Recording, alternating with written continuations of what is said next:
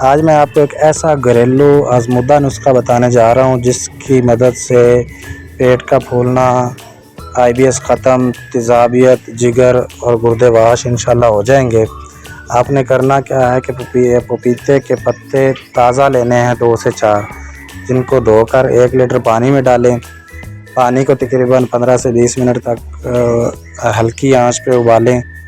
اس کے بعد اس کو چھان لیں اور دن میں 2 دفعہ استعمال کریں۔ انشاءاللہ آپ کے پیٹ کے مسائل، IBS، تیزابیت، جگر اور گردے بالکل واش ہو جائیں گے، اور آپ کو کیمیکل والی میڈیسن کھانے کی ضرورت نہیں پڑے گی انشاءاللہ۔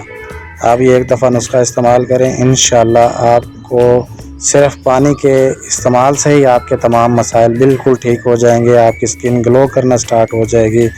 اگر چہرے پہ جھریاں بن رہی ہیں، چھائیاں بن رہی ہیں، تو یہ سارا تمام معاملات بالکل ٹھیک ہو جائیں گے۔ آپ اس کو استعمال کریں، انشاءاللہ فائدہ ہوگا۔